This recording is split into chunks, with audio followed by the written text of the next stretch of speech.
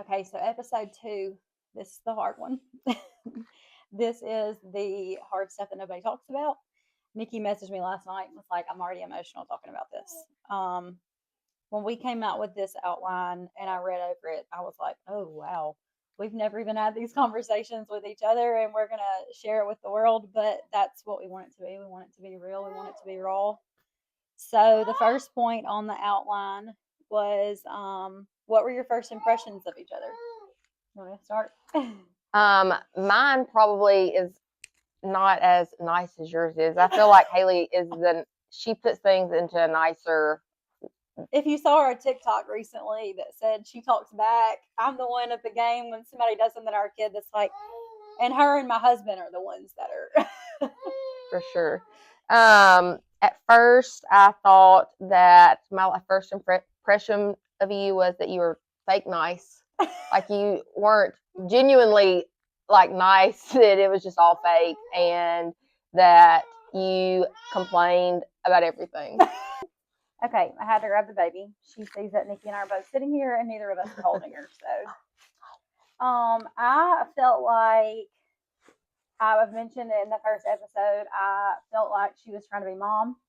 I felt like, which I was the waters I had never navigated before, and it felt like it was threatening my motherhood to share with someone. And looking back, I can see that it was because you love the kids, and so when like you were rocking a baby to sleep, it was genuinely because you loved him. But I felt threatened, so I felt threatened by that, and I felt like it was like a little bit catty, like our relationship, like we said in the first episode. I feel like stuff was like posted, and I always felt like it was like at me. Um, so that was kind of my first impression.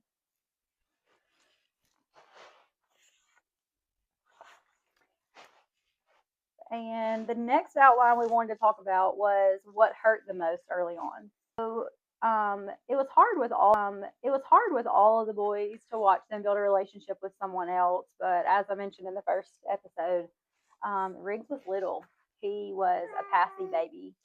And so watching someone else love him and rock him and do those first things with him, it just hurt. It hurt to, I had never navigated without being with my family because I had 3 kids. I had never had a long time. So when they would leave and go to their dads, I didn't know what to do with my time. And I was upset and lonely. And I would get on Facebook and see her like rocking him to sleep or something, and it would just wreck me. So I think that that was probably what hurt the most for me in the beginning. Although now I see you weren't doing it to be hurtful. Um, Riggs told me the other day that he's my boy, and then when he's at dad's, he's Nick's boy, and that's okay. I felt like what hurt the most early on was some of the things that I did. You would think that I was overstepping, or you were not appreciative of it. Mm-hmm. And I know that's very hard. That's a hard place to be in, but I always felt like you thought that I was trying to replace you, but at the end of the day, I wanted, again, like I've been in a situation where there are other kids involved, and I never wanted the boys to come to me and say, well, why do you treat Kinsley and Karis like this, or why do you do this for them but you don't do that for us? And like even now, like when it's bedtime and stuff, Cooper normally goes and tells the boys goodnight, but then I go and tell them goodnight too, because I don't want them to look back at the end of the day and be like, well, you just told Kinsley and Karis goodnight. Why didn't you tell us goodnight? And so I've always strived really hard just to treat them the same, like do everything for the boys that I would for the girls. Mm-hmm. And I think that I very specifically remember one time, this is kind of, as I was brainstorming, it kind of stood out in my mind. Something that happened one time, and I remember feeling like I was being overstepped, like you were overstepping or something. And I remember like sending a message, and you responded back, and you were like, I just hope that you get to the point where you say we're on the same team.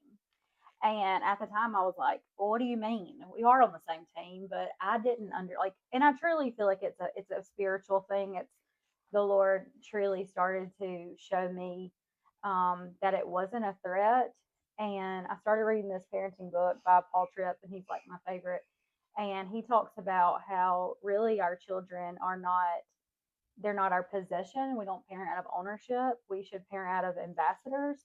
God gave us those children to parent. So if we view the relationship as these are his kids and I've just been given this opportunity to shepherd them, then it's a lot easier to look at a co parent and say, God put you in their life to shepherd them too.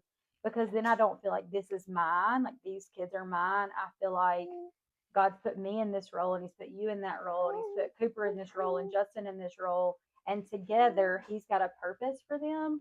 And so I think that's one thing that I try to remind myself is not to parent out of ownership, but to parent just that we're just doing his work. Were you ready to talk about it? Sure.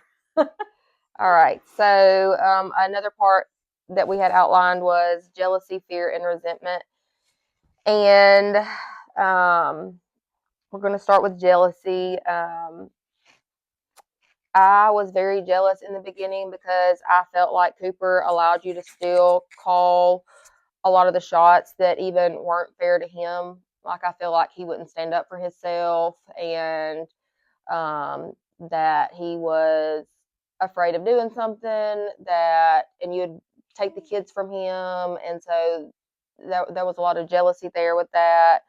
And also the fact that you had so much say so when it came to our family dynamic. Like, we couldn't do certain things that we would because we would have to worry about what you would think or say about it. And so that played a big part in jealousy for me. For me, I feel like my jealousy came in when I didn't have the kids and they were with y'all. And I felt like you were getting moments with them that I was missing. I feel like for me, it was more of, is this the mother that they're going to remember? Because I saw it as a threat, which looking back, I just see that they have two and that you can never have too many people to love you. But during that, when it was happening, it just felt, I felt jealous that some other lady was getting to love my kids. The next one is fear. I'm gonna let you go first on that one. I think that I have had fear in the past that because I was the one that I started the ball rolling to end the marriage, I felt like the kids would be resentful toward me when they got older. I felt like, well, since I kind of caused this, I feel like that's I've got them taken, like I'd only get them half the time now. And so now I feel like this other woman is coming in and they're gonna have this family dynamic with her. Because at the time, I feel like Justin and I ended up kind of catching up to where you guys were, but y'all kind of started dating a little before us. And so I felt like they were getting this like dinner nights at the house with the kids, and y'all were getting these like family moments where when they would come to my house, it was just like me and them. And I was still navigating like single mom life and really struggling with that. And then when Justin and I did start dating, he lived further away. And so we didn't really get like family moments. So I started feeling a little bit like fearful that their family moments that they were going to remember from their childhood were not with me. This is going to be a hard question, but do you ever feel like you are going to have the conversation with them about why the marriage ended? I feel like when they're old enough that I will.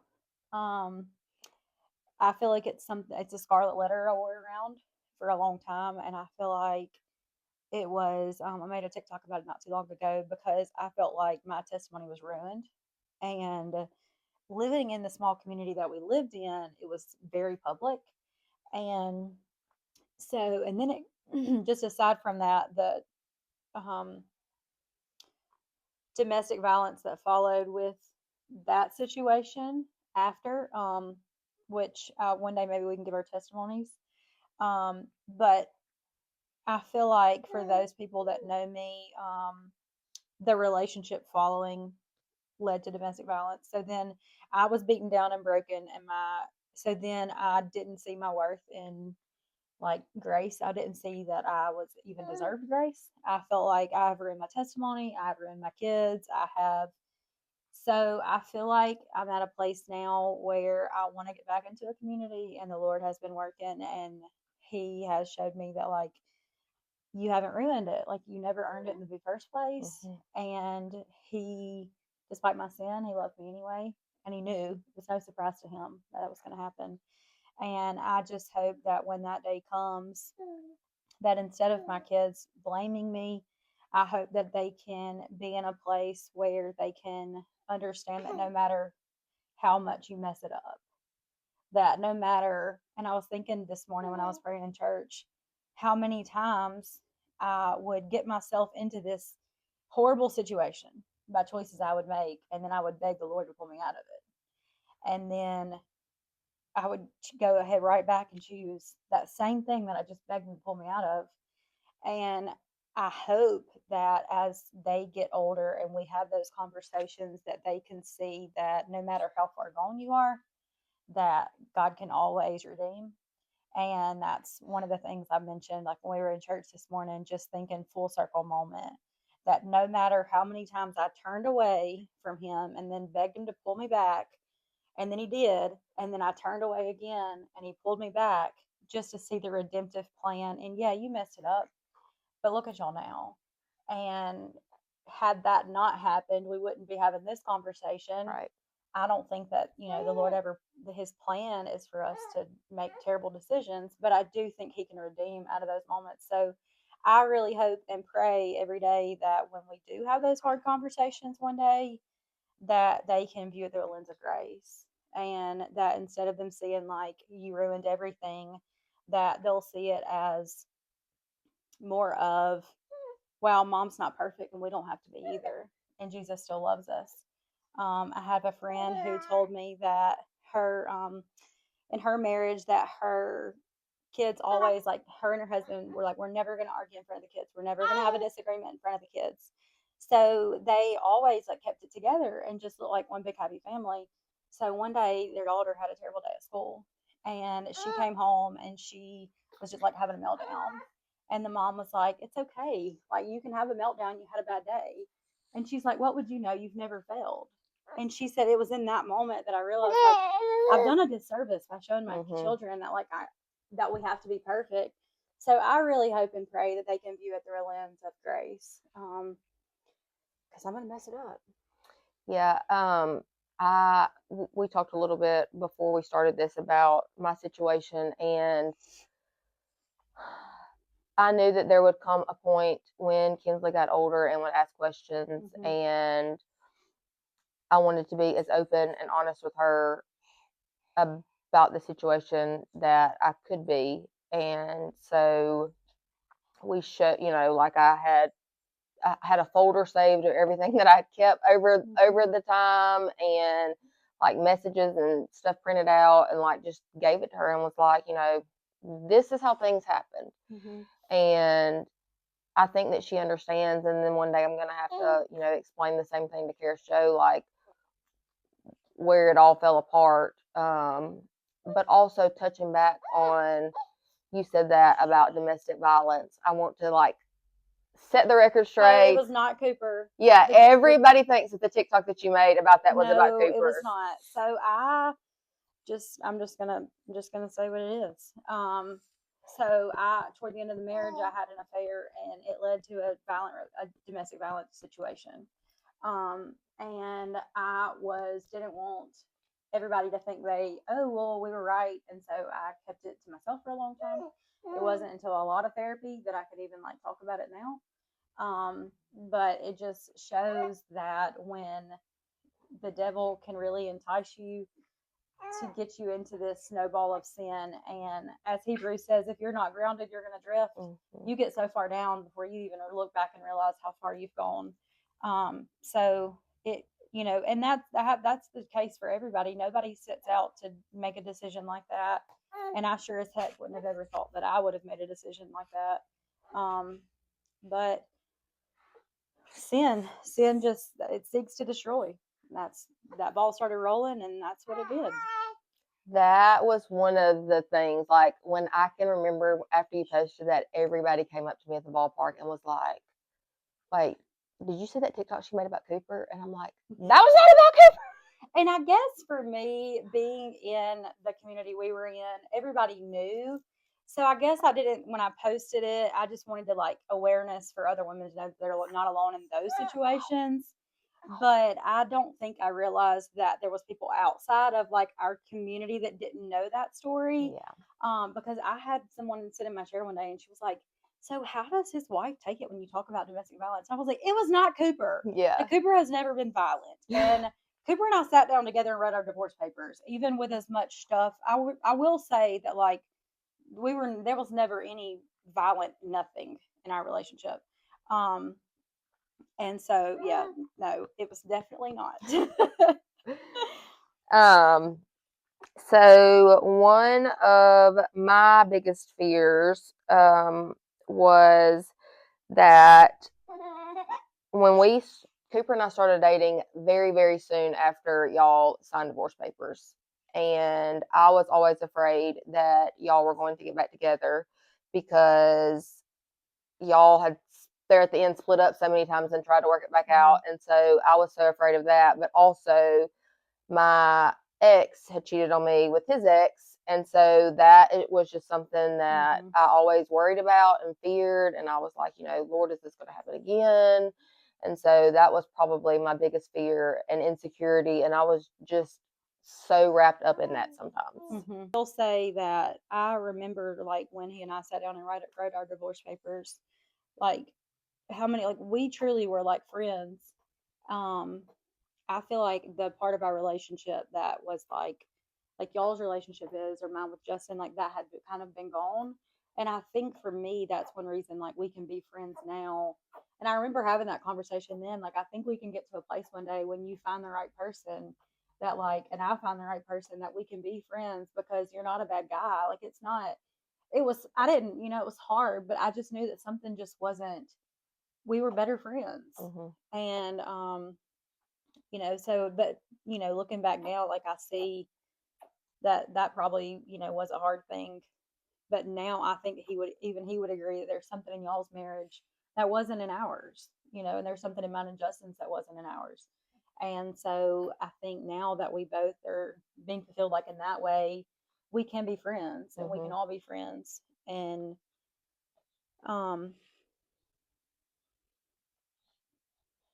but I could see where that would be scary. And then resentment was the last part of that. And I touched on this a little earlier, but I think I had so much resentment because I felt like I did so much for the boys. Like when we started out, like I was taking them to school and I was getting them to practice and I was doing all these things, and I felt like it was always a problem, like it was always unnoticed and unappreciated, and so I had a lot of resentment when it comes to that. And I can see looking back because I am a stepmom and I sometimes feel those same things now. And so it is hard when you're the one doing the daily things and you feel like the mother isn't giving you like, even and I even if and I want to say this to people that are watching, like even if you don't get along with your kid's stepmom, like try to tell her thanks. Like yes, it is like when Nikki goes out and buys school supplies, yeah, their dad pays half of everything and I pay the other half, but she's the one going out and shopping for it because the reality is the women are the ones doing the shopping. And so I know that yeah, that's his half, but he's like she's the one doing it. So even if you don't get along with your child's stepmother, like just be grateful that the reason that they have a pack of paper on the day they need it at school or book fair money or whatever the case, that it's because another woman is choosing to love your child. And it can be intimidating, but the alternative is far worse. Yep. I mean, if we were with someone who gave to their children for book fair day and didn't give to ours, I mean, that's a lot bigger problem. So if the problem is that they're loving your kids too much, it sounds like you have the better problem. Right. For sure. Hey, sister. Hello. I feel like I'm harping on the same thing because it's like that I feel like one thing you misunderstood was that I was always trying to replace or overstep, and I don't feel like you saw that it was just a place of like genuinely. Mm-hmm. Again, the biggest thing is like not wanting the kids to see a difference, and even sometimes because the kids are not with us all the time, like if Bryant comes home and Karis has something and he's like, you got Karis that? And I'm like, well, if you would have been with me, then I would have got you that. Yeah. Like there was a time Bryant was with us at a softball tournament and Karis Joe went home with her dad afterwards. Bryant was the only one with us. I guess the little ones were with you, but like afterwards we went to Target and he got like new pajamas and he got new headphones and he got all these things. And so like it was a time that I spent with him and it was just him. But in those moments when it is just like me, like I don't feel like I need to go buy 5 pair of things just, when it's the one kid. But I do know that sometimes like he'll come in and be like, oh, well, you got Karis this, and then I feel bad. I think that's part of having multiples because we feel the same way. Like we bought the kids basketball shoes and baseball shoes, and McCoy's not playing baseball. But we were walking out and I was like, McCoy didn't get baseball shoes because he's not playing baseball, so. But McCoy got new basketball shoes last year when the rest of them didn't get it. Right, and so that's part of having multiples too. Like you can't buy 5 of everything. Yeah. And I think that it's kind of the same thing. Like she said, she feels like she was harping on that. I feel like one thing that I kept putting is that I felt like when I voiced concerns, she would feel like I was more of an attack. Whoa. And when she did things that I love, I felt like it was things to replace me. And I think that some of that you have to, I feel like to get past those things and to have those hard conversations, you can't come to them with pride. I agree. I feel like if there's something that I'm doing or Nikki's doing, and we all know the friends we can call to be like, hey, Nikki did this, and the friends that are going to rile us up and get us all in our flesh. Oh, for sure. And we have the friends or the peers that we can call and then give us tell us to show grace. So I think we need rooftop friends. Like it's important to have rooftop friends because there's still people that come up to me like, girl, did you know? And I just straight up just say, we get along great now, and she loves my kids, and that's all I'd ever ask for. Like it, because people love to keep things going, and so when you just shut it down, they just don't do it anymore. But I pray that we have rooftop friends that I can, before I come to Nikki, if something's bothering me, that I can call my friends that are gonna get in the Word with me and pray for it. Like friends that are gonna pray about the situation, rather than my friends that are gonna get me all riled up in my flesh. Yeah, and I feel like I don't know that I have any friends that wouldn't get me riled up, and so I feel like sometimes it's better for me just to like call you or text you and say, hey, and like us just talk about it right then instead of talking to somebody else about it first, because then I will get more angry about it, and so I feel like sometimes it's better for us just to handle it between us and not get somebody else's perspective on it, because normally their perspective of it is wrong anyway. Yeah. Well, and people think that mom and stepmom are always in competition. And it's kind of funny because when we both started doing like the affiliate marketing stuff on social media, I'm sure there's people out there that are like, you posted a blanket and then you posted a blanket, but they don't know that like we're communicating this together, because any money in our pockets is money that goes to our kids. Right. So like if we do something that's the same, it's probably because we shared an idea with each other. Yeah, like Haley said, look how much money I made on this, and I was like, okay, let me sign up, and then you bring your blanket because I don't have one yet, so that I can post a video. Yeah. So everybody's always going to have their opinion. Everybody's going to always look in and see it different than it is. And I think that's why we have to just be able to talk about it. And I think that's the same for everybody. And I think sometimes just go into the source and like I made like that. I told you I made that post like, and you thought it was a jab at you. So she just was like, hey, that felt a little. And I was able to say, like, I would have never posted it if I thought you would have taken it away, because I genuinely didn't mean it that way. But then it bothered me the rest of the day. I was like, I hope she knows I really didn't mean it that way.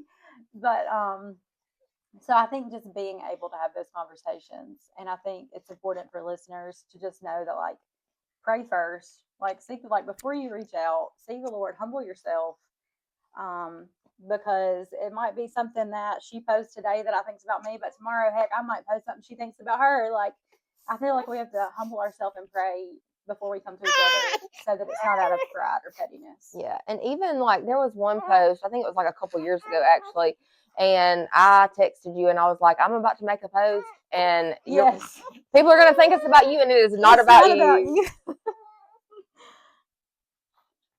Yeah, a lot of times too, like, the people just have their own, the domestic violence thing. It's easy for someone to look at a video and be like, "Oh, that's about," and it's not. Mm-hmm. One of the things I want to go back and touch on too is like what hurt the most early on, and it ended very. I think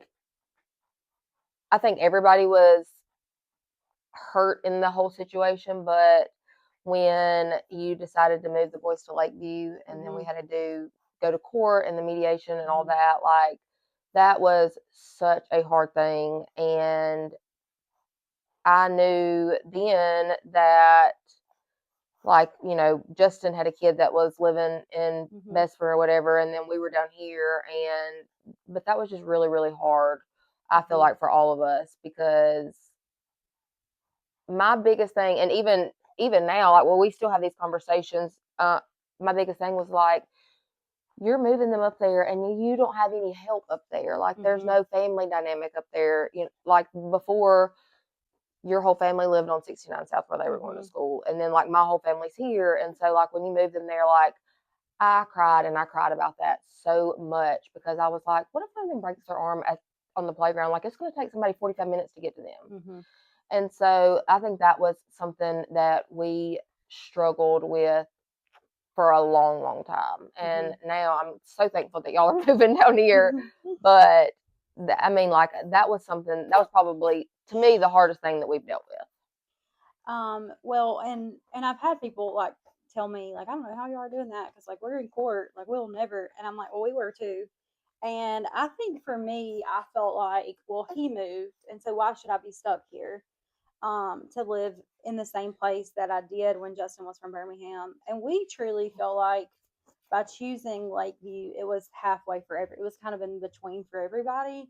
It was halfway between work and Birmingham, like halfway for him, halfway for me, halfway for y'all, halfway for Braxton's mom.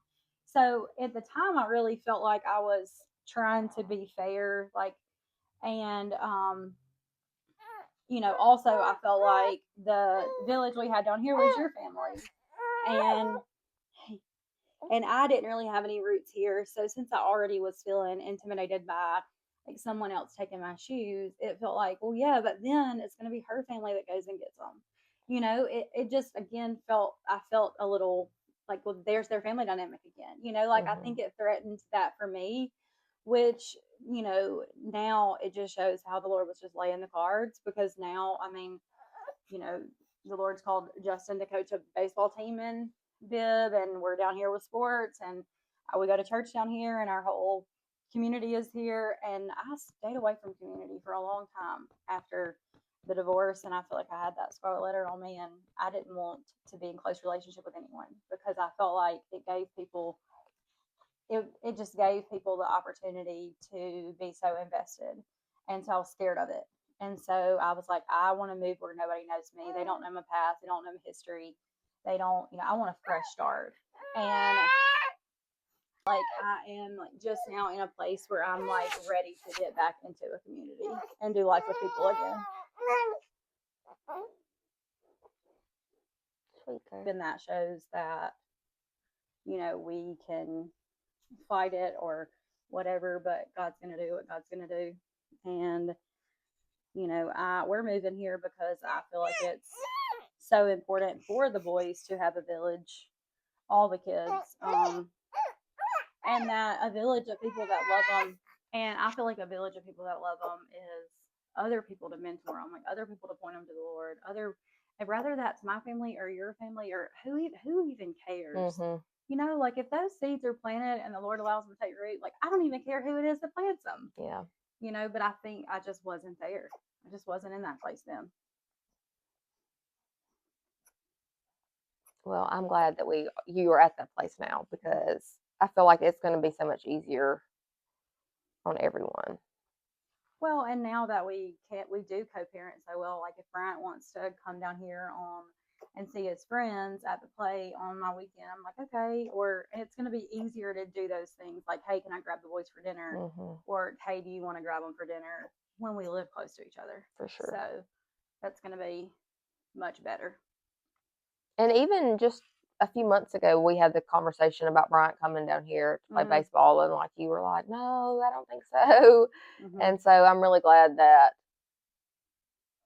the Lord spoke to you and that y'all are making that decision, because I feel like even Bryant's been down here a week or two, and I feel like he's so much happier here. Mhm. I feel like this is just his place. Like, Mhm. he's with his friends, and I feel like he's doing better in school and everything. Mhm. Well, I feel like they're getting to those ages that it's really important that they have people pour into them and mentor them and other adults to look out for them. It's like when that kid was getting baptized the other day, and the dad was like, "It's not enough for just me to point my child like in the direction they need to go. Like I need your community help." Hmm. And I feel like we didn't have that where we were. And I feel like I want, if my kids go to a ball field and I'm not there, I want to know that there's eyeballs on them, Hmm. you know, and I think that's important. I think that when my kids go to the ballpark and I don't have to keep my eyes glued on them because they know every adult there, Right. there's just something wholesome to that. Hmm. So we are wrapping up the end of episode 2 of our podcast. This week we asked that you DM us your biggest struggles, and we can kind of talk about it next week on the podcast, how we can relate, if we've been in that situation before, any advice that we may have. And so we look forward to hearing from you guys. And just know that whoever messages us, it will be completely confidential. If we bring up the topic, we'll never make it known who it is or who it's about. Like we really want this to be a safe place. Like I said, we're going to talk about hard things, and I've talked about things today in my past that I don't like to talk about. But I feel like transparency is important, and I feel like that's what we want from you guys. We want you to be real and raw so that we can help. If we all just make it fake, it's really not going to glorify the Lord because life is messy. Yes, agreed. So we're glad you're here, and we look forward to next week. Yes.